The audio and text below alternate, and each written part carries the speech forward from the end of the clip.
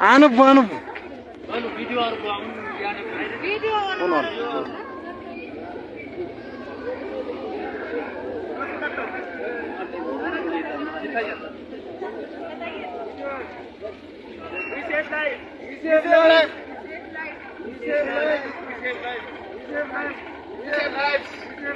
We save lives.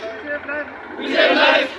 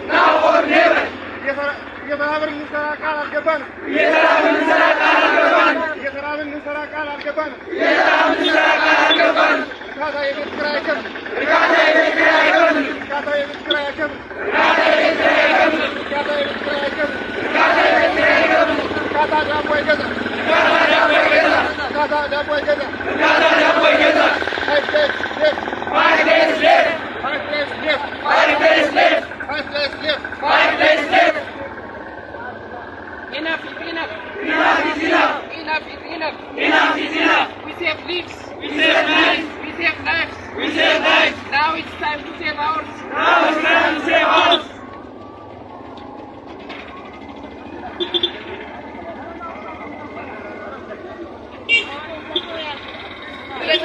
Ashama harka fuunee daawwattootaa fi dhaggeeffattoota toora YouTube chaanaalii Ardii Miidiyaa Neetwoorkii odeeffannoo amma isin biraan geenyu nu faana tura isin qaqqabsiifna.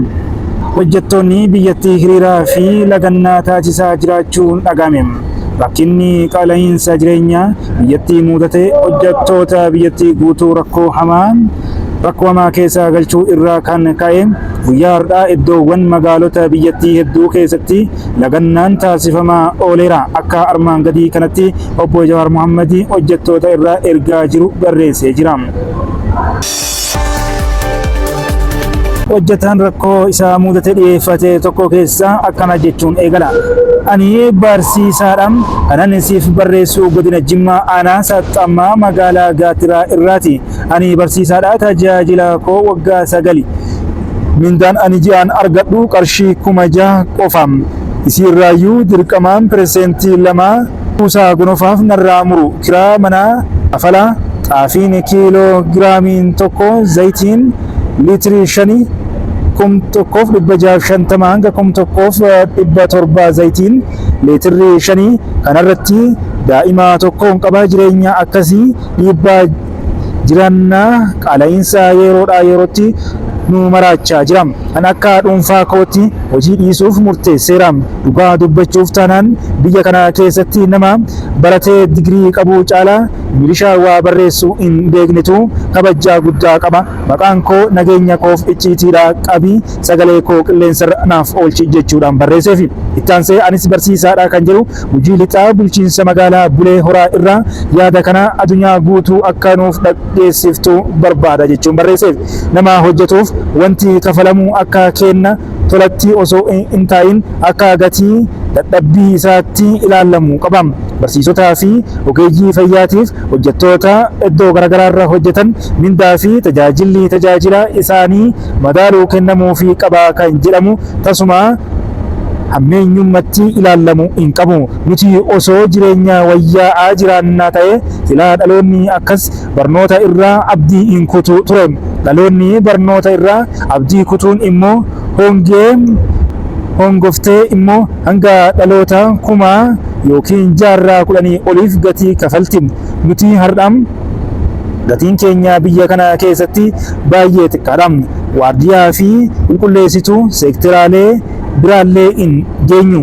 Ilaalchi barattootaa fi maatiin barattootaa akkasumas hawaasni bal'aan nuuf qabu akka waan saree fi harreetti ilaalamna. Kanumaan wal qabatee jireenya gadadoo akkana kana keessa osoo jirru mindaa xiqqaa keenyarra ji'a hunda birrii nurraa kutum osoo gaafannee mirga hin qabnu. Ji'oota lamaan darban yoo xiqqaate mindaa barsiisota magaalaa keenya mataa nama tokko irraa birriin 1,000 ol citeera. Odeeffannoo jiru yoo dhageenyu ammas hanga ji'a 11ffaa itti fufa jedha. Kun immoo mirga osoo hin taane dirqamaan nurraa citaara jira. Biyya kana keessatti gargaarsa waaqaatiif jirra malee akka namaatti hin jirru. Kanaafuu sagalee nuuf ta'i jechuun barsiisaan kun barreesse. Itti aanuun kan barreesse barsiisaan tokkos yaadatti aanuu kana gara toora Jawaaritti barreessee ture. Ani barsiisaadha, waggaa 8 tajaajileera. Mindaan koo kan na harkaa gahu qarshii 6,654 kiraa manaa irraa jalqabee baasiin ani waan mul'atuu fi hin mul'annetti baasuu dachaa mindaa kootiitii oli. Qaala'insa jireenyaa isin dandamachiifna jedhanii mindaan ololaa hafarsanii daraana qaala'insa jireenyaatiin mul'atuu fi hin mul'anne akka nurratti raawwatamu taasifame. Damooza yookaan mindatu dabala jechuun dhaadhessaa fi odeeffannoon biyyattii keessa gadhiifamee ture. Qaala'insa humnaa ol itti dabaluu himata barsiisaan kun. Rakkoo hamaa keessa jirra. Barsiisota magaalaa Bishooftuu irraa lafa mana jireenyaa isinii kennina jedhanii 2009 kaafnee gurmoofnee qarshii kafallee jirra. Haga ammaatti omtuu hin jiru. Kiraan manaa akka ol ka'iinsa dhiiga mataa irra nu bahee kana biratti qaala'insi jireenyaa saachaa 2-3 dabalee jiraachuu dadhabnee dhugaa dubbachuuf ani namni kana barreessee jiru suusii bunaa hamaan qabam waan ittiin buna dhuguu dhabee gaafan daretti barataa fuuldura dhaabbadhee muguu jira. Hanga qarshii buna shinii tokko dhabutti jira. Jireenyi barsiisaa maaloo sagalee nuuf ta'a rakkoo keessa jirra jedha. Itti aansuun barsiisaan biraa ani barsiisaa yuunivarsiitii yommuu ta'u waggaa 8 seeraan barsiisaa jira. Mindaan harkaa na ga'u qarshii 9,500 ana dabalatee maatii 5 kana qabu yommuu ta'u xaafii qarshii 4,500 kiraa manaa 3,500 qarshii 1,000 hafee tiraanispoortii fi iyyuu na hin ga'u. Ani kan itti aanus iyyata isaa kanaan barreesse. Ani barsiisaadha. Magaalaa Shaggar kutaa magaalaa Sulultaatiin barsiisaa. Mindaan koo 7,000dha. Garuu kiraa manaa 3,000 kafala. Boqqolloo fi xaafii walitti 4,000 bitam. Zayitii abbaa litirii 3 qarshii 1,350. Shunkurtii fi waan ittoo ta'u walii gala kan ji'a qarshii 2,500 na gaafata. Ilaali baasiin koo ji'a walii galaan qarshii 10,850 garuu mindaan koo qarshii 7,000 qofaadha. Negeetiivii qarshii 3,850 maatii koo Wallaggaa jirantu ji'a ji'aan na gargaara. Mindaan koo biratti ammagaa kun jireenyaaree jireenya Itoophiyaa jireenya agabuu jedhama jechuudhaan barsiisaan kun barreesse.